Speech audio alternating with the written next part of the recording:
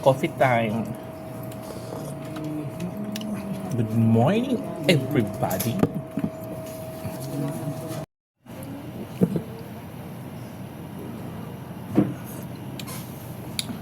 Tanghaling tapat, coffee time. Coffee is life.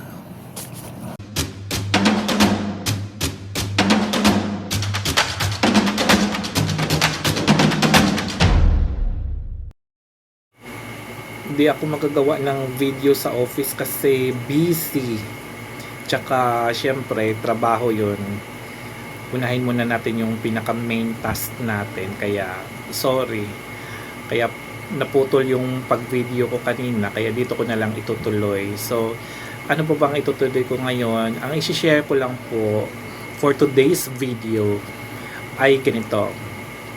Kung sa pag-ibig hindi ka makaka-renew ng loan dahil sa tinatawag na default loan. Ano po ba yung default loan?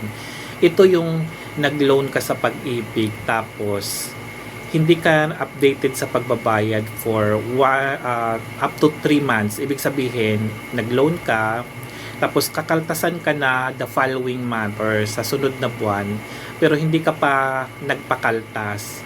So kung aabot po yan ng 3 months, matatawag ka na meron kang tinatawag na default loan. Ibig sabihin, hindi ka updated sa pagbabayad ng iyong loan. So, once na mag-avail ka na naman ng panibagong loan, halimbawa, ang default loan mo is salary, tapos magkakalamity ka, mahaharangan ka. Sasabihin ng system ng pag-ibig, may default loan ka. So, hindi ka nila i-allowed na mag-loan.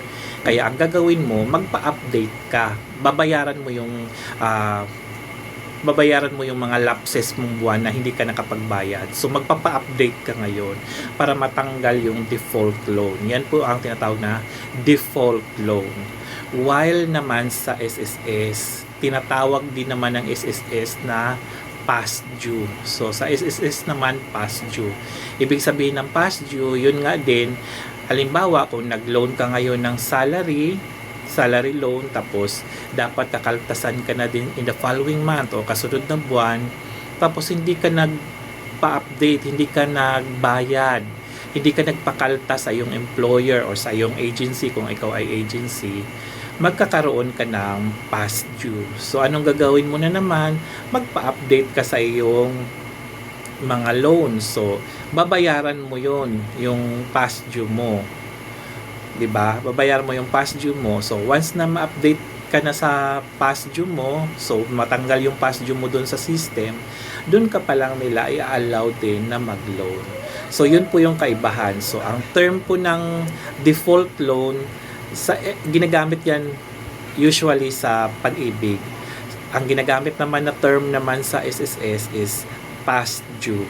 So, huwag kayong malito ha. Pag sinasabing default loan, pang ano yan, naririnig nyo yan malimit sa pag-ibig. Pag sinasabi namang past due, yan ay malimit namang ginagamit. Term na ginagamit naman sa SSS. Pero pareho yan na di kayo updated sa pagbabayad ng inyong mga loans. So, dapat talaga, once na mag-avail tayo ng loan, mag-report po tayo sa accounting, sa HR, o sa coordinator nyo kung kayo naka-agency na ikaw ay nag-loan. At saka i-surrender nyo po yung disclosure statement of account kasi para makaltasan tayo or kayo ng tama. Para once na mag-avail na kayo ng mga loan for the future loan, kung gusto nyo mag-avail ng mga benefits na ganyan, walang problema. Hindi yung kung kailan andyan na yung katulad ngayon, andyan na yung calamity, doon pa kayo maghahabol, doon pa kayo magtitingin ng inyong mga records. So dapat hindi po ganyan dapat kung tutuusin. So once na mag-avail kayo ng loan, magpasa kayo ng disclosure. Mag-report kayo sa HR, sa accounting o basta sa company nyo, mag-report kayo na kayo po ay nag-submit ng ganyan. Huwag niyong ilihim na nag-loan kayo. Although naman, ang pag-loan naman, hindi niyo malilihim yan. Bakit?